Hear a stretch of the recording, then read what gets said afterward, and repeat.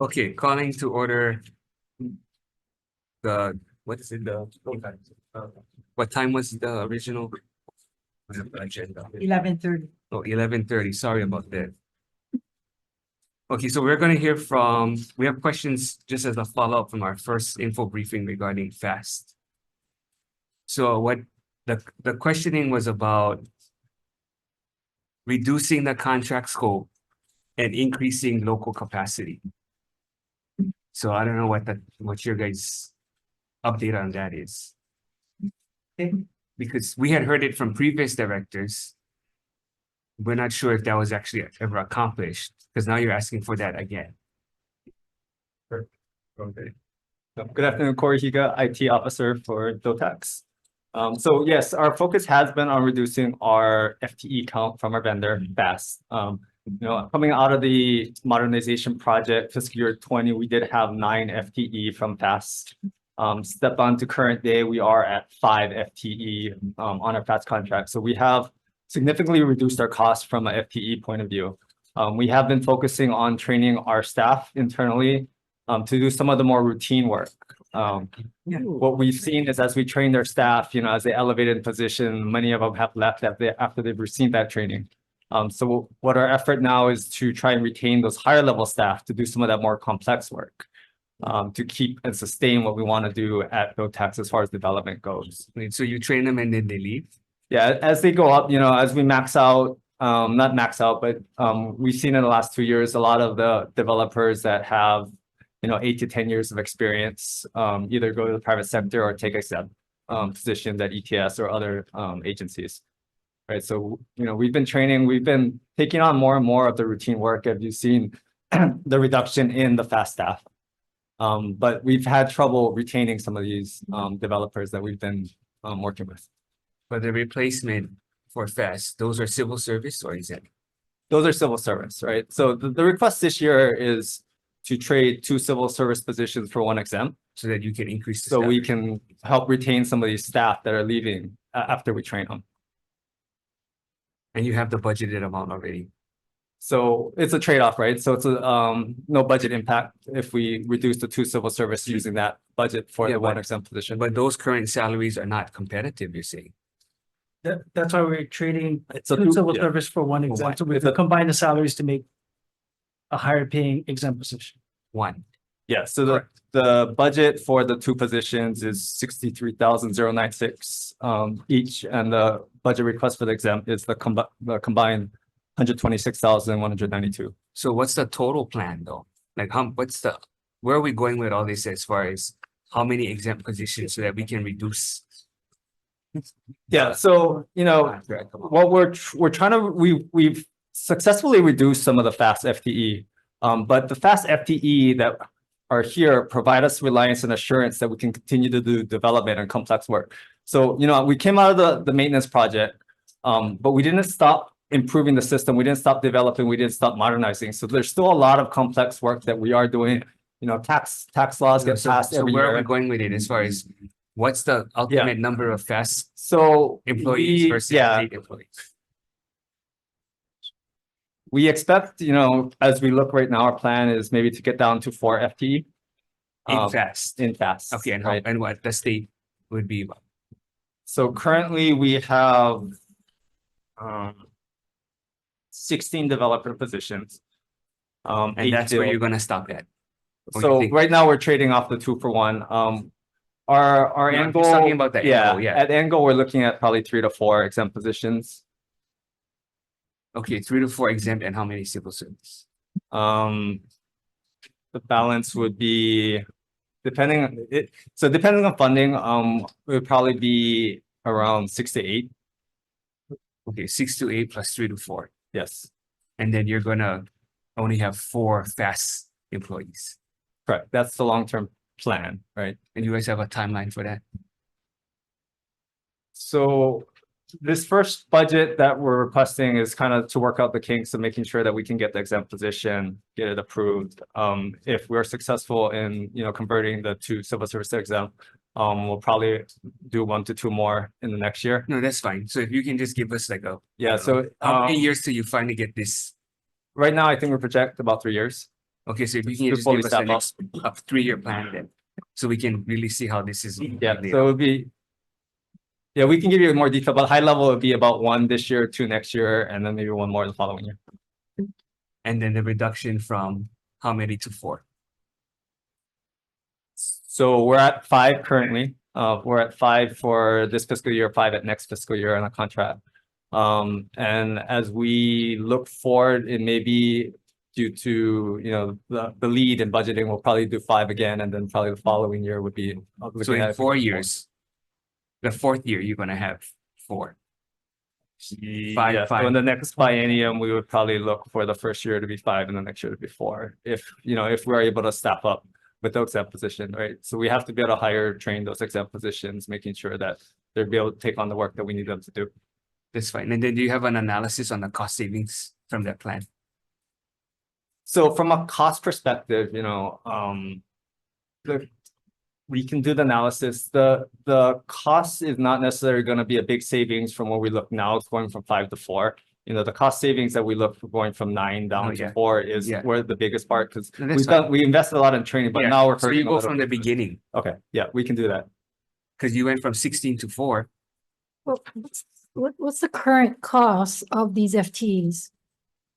The current cost for fiscal year 24 For for the 5 FTEs is $2,217,280. 2 million? Yes, a little over $2 million. So you divide that up by 5 FTEs? Mhm.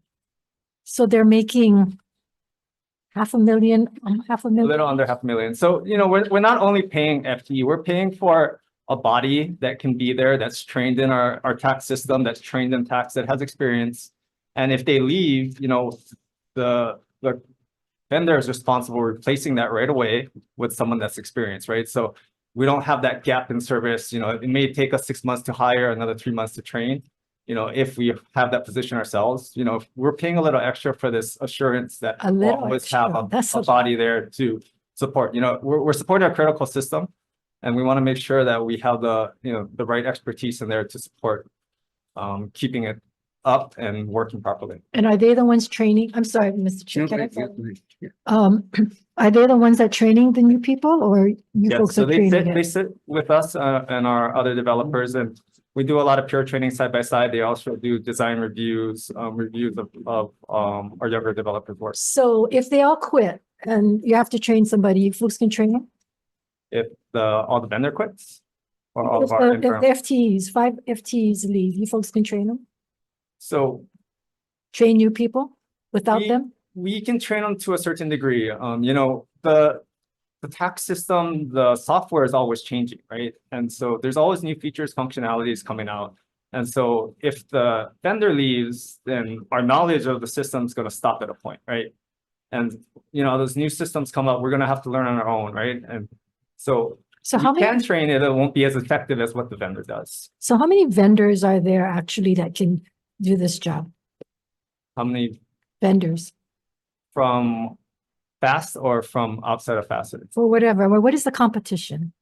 So there's other vendors that do tax systems. There's not other vendors that have the expertise in this specific application, Right, right? so So you. we're very kind of limited stuck, in right? people that have experience in this Gen tax application that we're running. Right. Right. So so FAST has kind of a monopoly around the country because there's only what, 2 vendors themselves and someone There's else. 2 major vendors. There's other smaller vendors Right. that do support. So So we're pretty much stuck with FAST.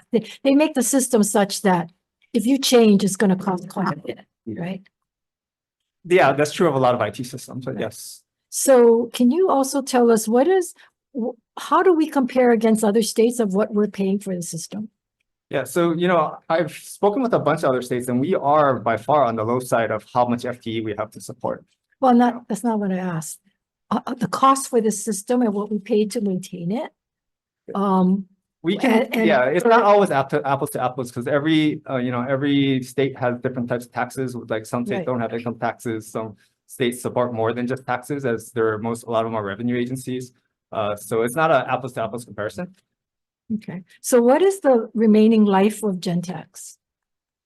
So what we've invested in as we came out of the project is continual upgrades. So, we're working on an upgrade now to bring it to the latest version. We expect to finish that in September.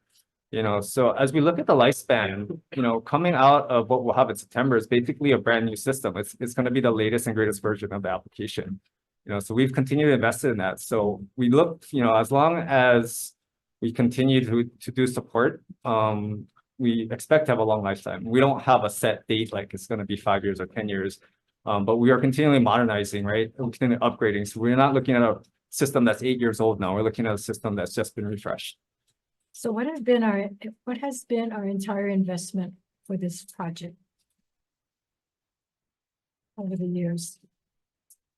So I know in 2013 that we provided 32 million for the 5-phase project. Yep.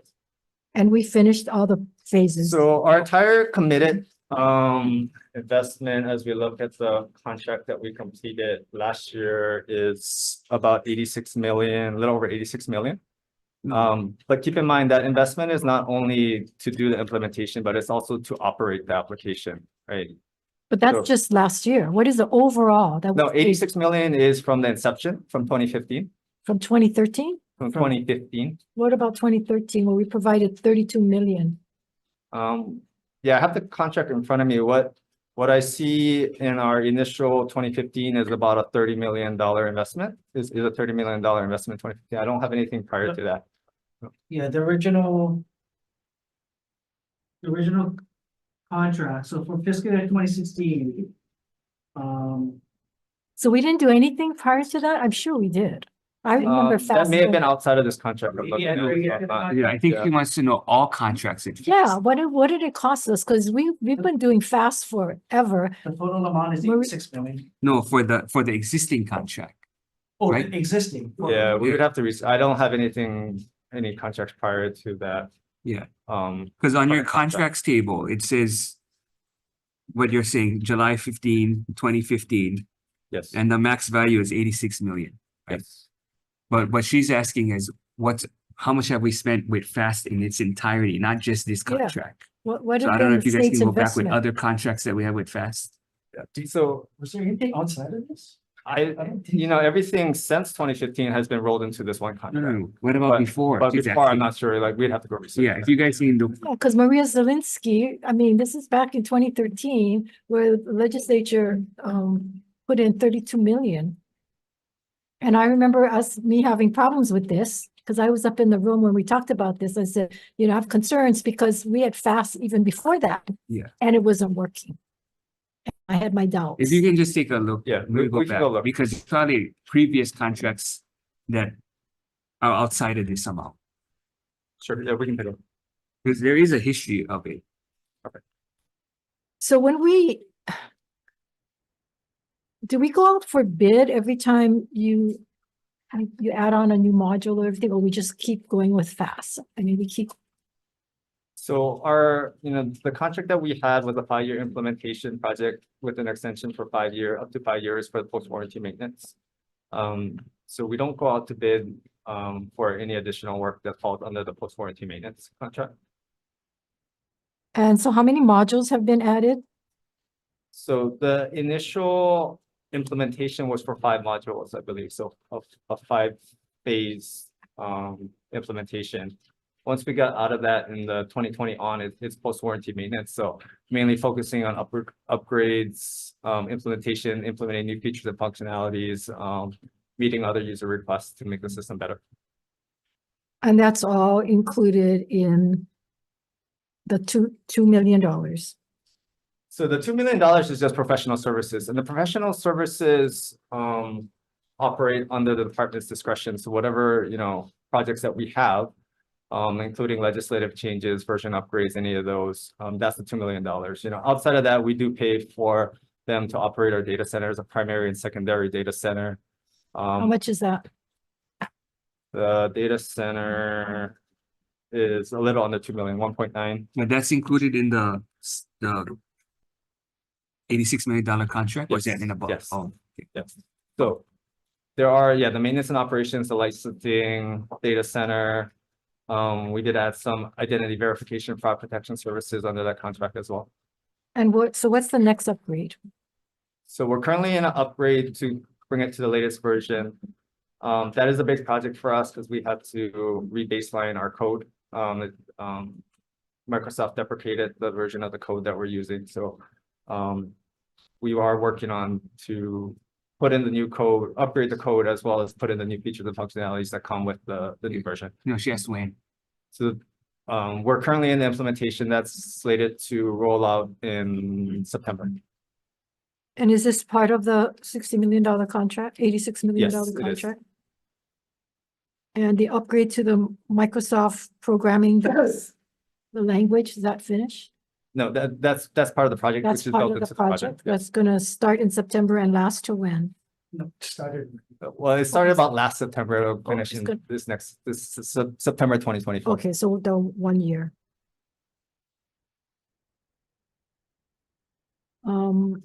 So I know you talked about having the 4 or 5 FTEs and training people, but overall, will the DOTAX personnel be able to do the maintenance?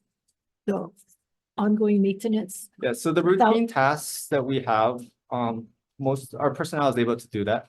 There's some more complex tasks, is putting in new features and functionalities that come with the software, as well as some complex legislative bills that we get, that are difficult for our staff to make sure it works with our existing system. So we depend on vendor support to do a lot of those more complex tasks, which is in essence new developments, right? So every time we get some of these complex tasks, we don't come back and ask for additional funding. We use our additional staff to complete those tasks.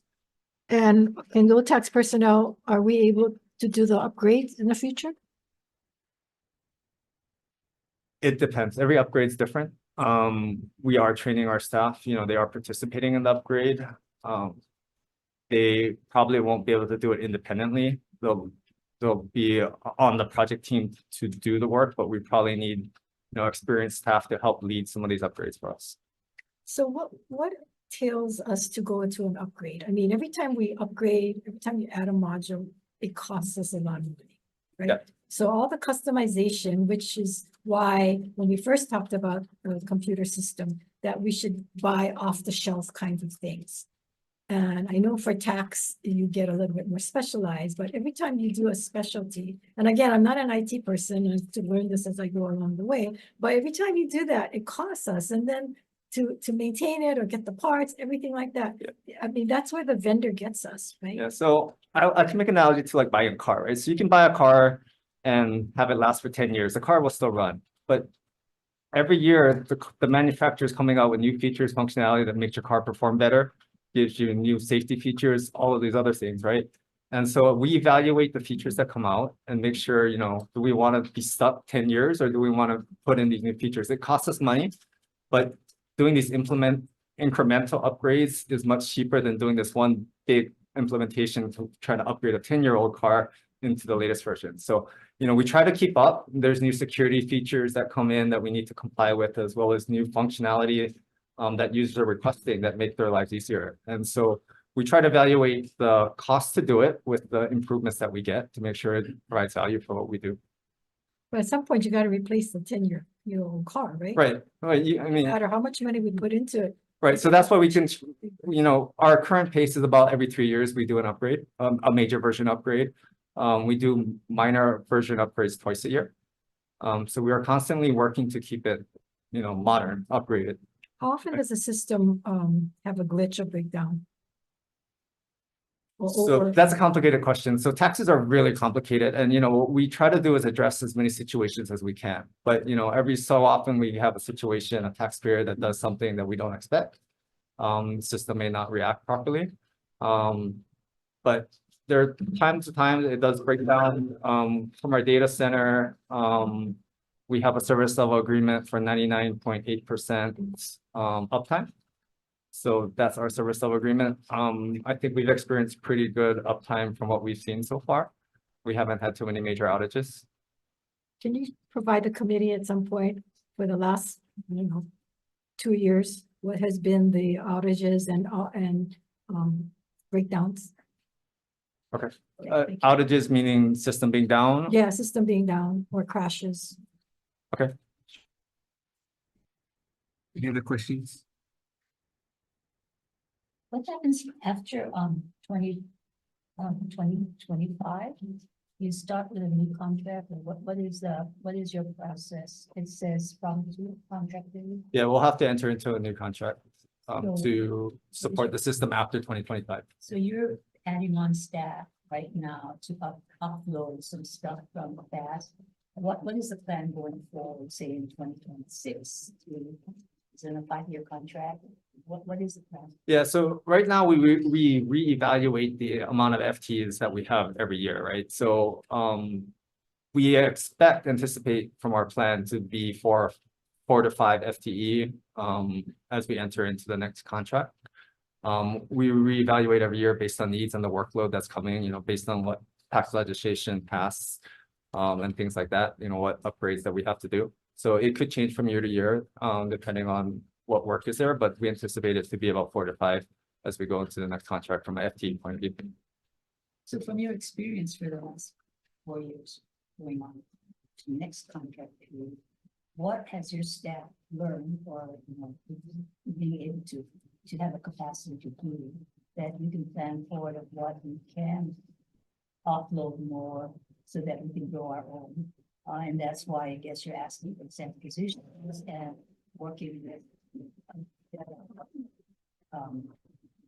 capacity. Yeah. Department. So what does that look like? Sure, yeah. So one of the biggest software development projects that we have each year is to prepare and change the tax forms for the next year. And we call that a kind of a year-end project, transition from tax year 2023 to 2024. There is development that we have to do every year to prepare. And we know the basics of what we have to do, change the tax forms, and we are trying to train our staff so they can start to lead that project on their own, trying to, do it a little more independent from the vendor every year. So that's one of the work that we have to do. Of course, that gets complicated on what tax laws change, but we know the basics of, what we do year to year. We're trying to train them to be able to do that. As well as some of the basic maintenance and errors that come through, the normal errors that we see when jobs run, when the different processing comes, for them to understand how to handle those basic corrections. So the four staff or 5 staff that you now have that are from FAST, are they good? I mean, are they the ones that you want to keep into the future? Or what are their competencies that you can't grow on your own? That you need to have them? Are they going to stay on for 5 more Yeah, years? so we pay for a blended rate in the FAST staff. We don't really always get to choose who we select, but some of the big roles that they fulfill is a project manager role and architect role. So those kind of are the lead of our software development, right? So having that expert oversight of what our team is doing is really important for us. Outside of that, we have other developers that do some of the more complex work and review the work of our, more junior developers. So are you in charge of overseeing it all so that you are watching that in fact Yes. they're Yeah, so I work closely with the developers. I meet with the project manager weekly, so I'm very aware of the work that they're doing. We have been pleased, we've seen a lot of output of what we do. We do sometimes 700 changes, work requests in a year to either make corrections or improvements to the system. In addition to doing some of the bigger projects, the constitutional refund that we had to issue 300,000 checks, making sure that we did that properly. Some of these other film credit tax things that are complex, that we rely on them to make sure that we're doing it correctly. So I know you're adding staff, you want to add more staff, but I want to know, we've been working on this consolidation and working with OETS. So what does OETS do to support your efforts, and how does that contribute to an IT system for the state? Yeah, so specific to the TSM, the tax modernization system, this is a very tax specific role. So we haven't been working a lot with ETS of those because, in order for our developers to be good, we want them to understand our tax system, but we also want them to understand taxes and tax operations. And what that means is working closely with our department users to understand what their needs are and if our solutions are going to work for them. So we need our staff to work really closely with our department users. And that's why it's important that we believe we keep them in-house within the department, so we can make sure that they understand what the department is doing. So you were working on the consolidation with OETS. So what is that interface? Because we really would like to see some of yours more specialized with tax, but to have one system. Yeah. And so what have you done and what are you doing in terms of having a Yeah, more? I think, when we went through the consolidation project, we tried to see what made sense, what was reasonable for consolidation. And what we found was that a lot of these things that are specific to departments, that are unique to departments, doesn't make sense to consolidate, right? There's other things that I think came out in the report that are common to all departments, network, desktop support, those are more common that would make sense to consolidate. And I believe that's all detailed in the report, right? But some of these things that are real unique, it doesn't make sense to consolidate because there are some unique training that we have to do within the department.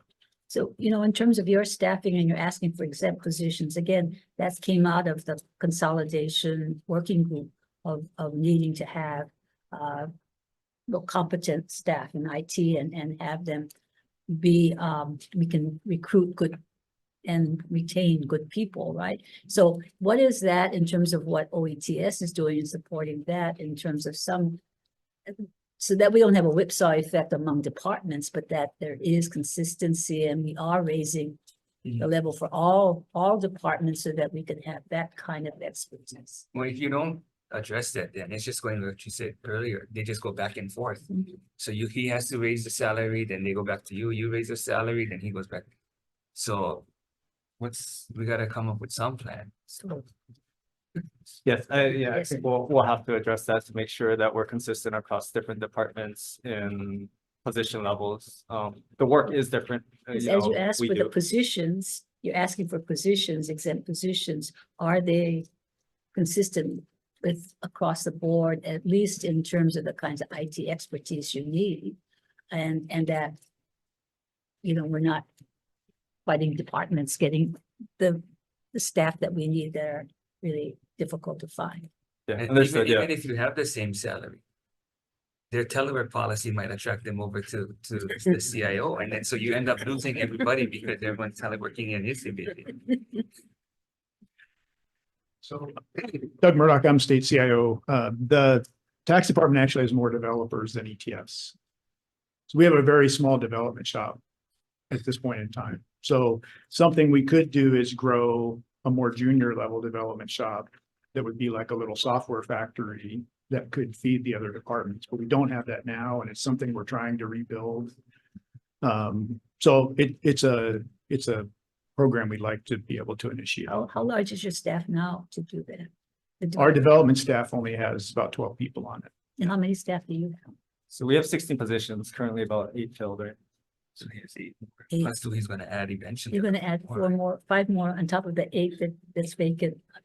We're giving up, we're gonna give up. Oh, you- Yeah, so we're okay. giving up to, They're gonna give up to For for Yeah. one, and then they're gonna ask for another one later. But there are, in many business settings, there's so many requirements that they have to meet. For example, they're subject to all the IRS 1075 requirements for, a tax system and Yeah. that interfaces with Yeah, the so at federal some system. point you might grow them and then he'll end up specializing there. Could feed to them, right? So that would be an idea. The other thing is they don't want any immature or novice programmers working inside. I don't think any of us want that. Yeah, inside the tax In system, in right? any department. We don't want a new doctor operating on Yeah. it. So, but we do need a way to train new developers within the state that we can take them out of high school and start to train them.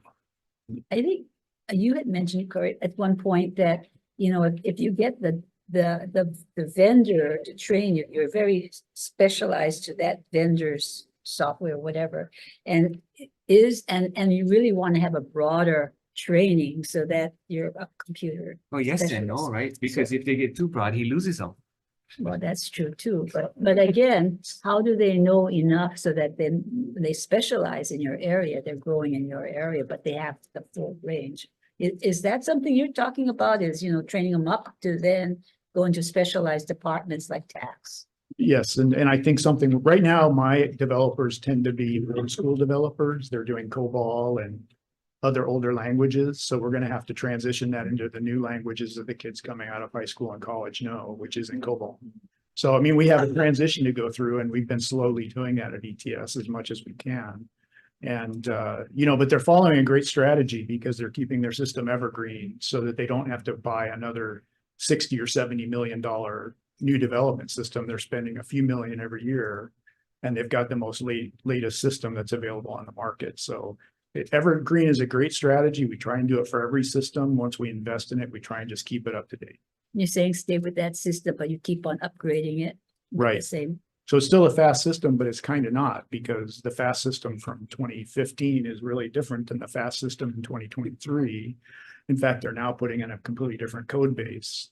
So they won't have to start a new tax modernization project in 3 years or 4 years. They will just keep upgrading.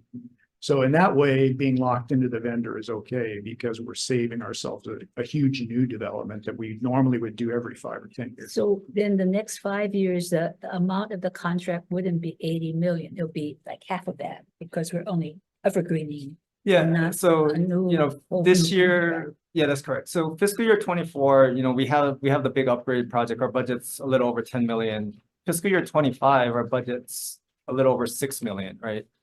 And so 6 million is about a normal operating cost for us to do the routine upgrades, host our data center, do our fraud But then when you monitoring. go to the next 5 years, will it be 6 million a year and not back up? We expect it to be in that ballpark unless we have, a major new feature functionality that we want to put in. It may cost a little more, in addition to, adjusting price for inflation. And that's not really out of line from what other big systems cost that the What state is has. the average, if you have large systems like They're- Jazz? They're probably average, So that's like 6 million a year. 6 payroll and time and leave is 4. Kolea is probably 12 to 15. So it just depends on how complicated it is and how much services they need. Any other questions? Thank Yeah. you. Okay. Oh, no. Yeah. So is the system ever been audited or fast or Gentax? From what perspectives? Like we get IRS audits from a security perspective. Well, I've from, gone online and I've noticed several states have actually had audits on fast and Gentax. And some have found some issues. So have you folks kept up with that and looking at how we compare? And because it's the same company, Fast Enterprises, right? Yeah, so to my understanding, we have the IV&V for the implementation project. After that, we haven't had a major audit except for our general controls that we go through. And our IRS security audits to make sure we're properly Do you protecting. think one is needed? I don't believe so. So the major work that we're doing right now is maintenance and operations, right? So keeping the system running, I think we've seen a good uptime from that. And then the professional services work that is done is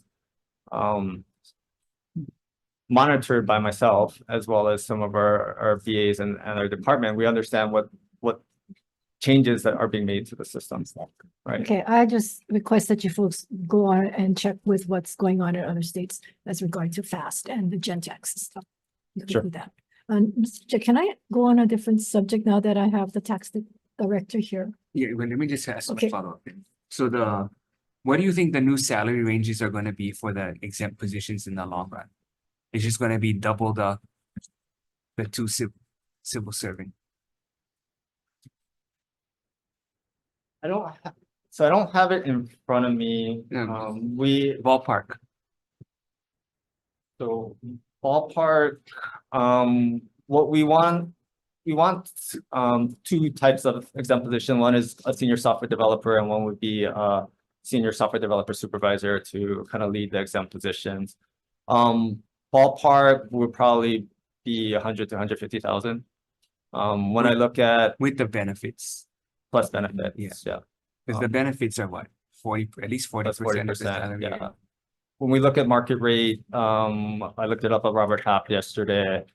25 percentile for a software developer in Honolulu was about 112,000. 50 percentile was about 137,000.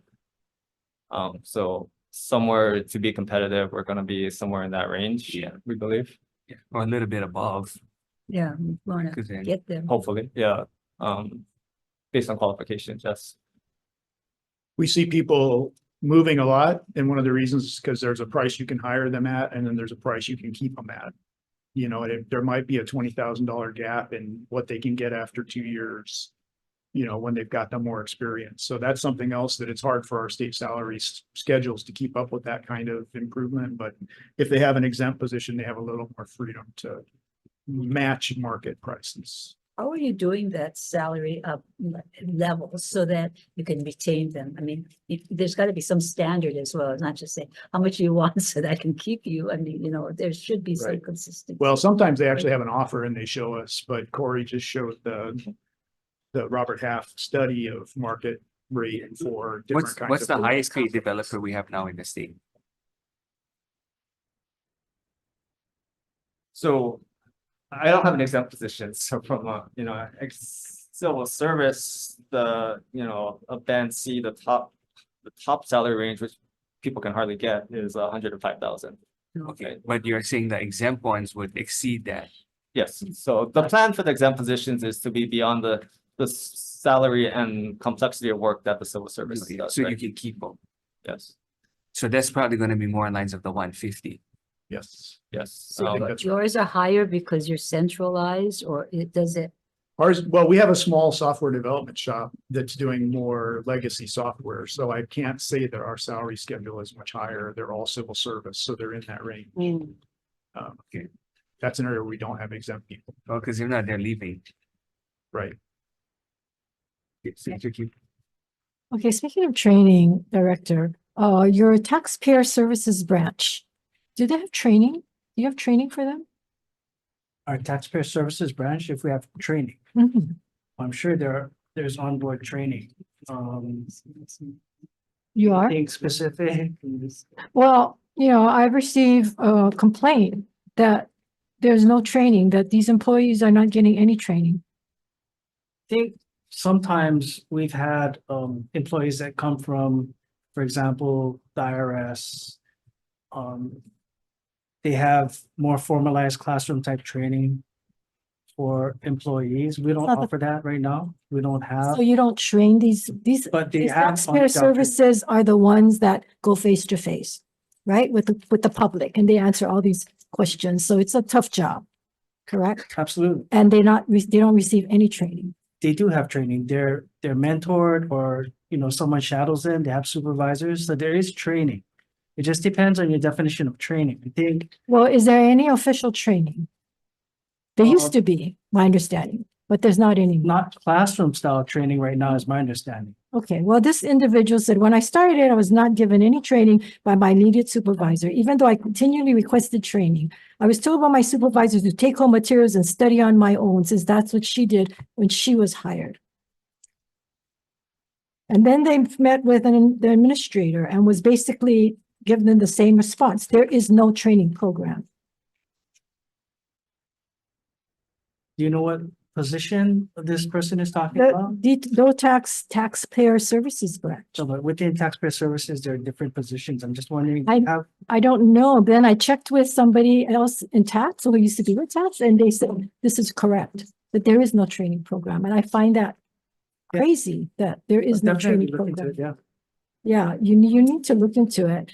And I think you also need to look at how these people are treated, because they asked for training, then they were labeled as a problem employee.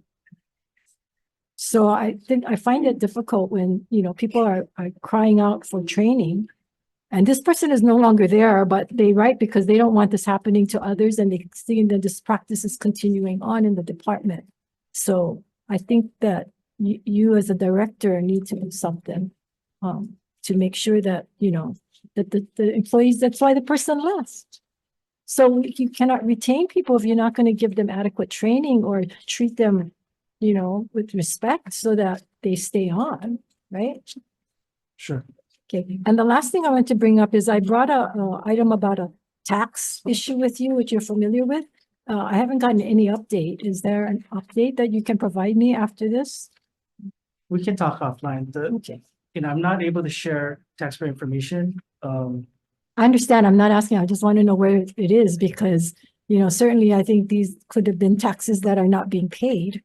So I think you and I had that conversation, so. The matter that you referred to us was, I personally walked it over to our special, Yeah, you told me that, but what happened after that? they're After working. you walked out? Yeah, why, I'd like to know where we're at that, because it's been a couple of months, several months now. All I'm comfortable saying is that it is being worked on. But beyond that, I'm not allowed to share anything beyond that because it pertains to confidential taxpayer information for a particular taxpayer. Okay, I just want to make sure it's not being pushed on the side, because that's the impression I got when I called personally to ask you and then you walked it over. So, anyway, we can have that conversation after. Sure. Thank you. Any other questions? Okay, we're gonna adjourn and then we're gonna take, how long do we have? 10 minutes, for the next info briefing. Sure.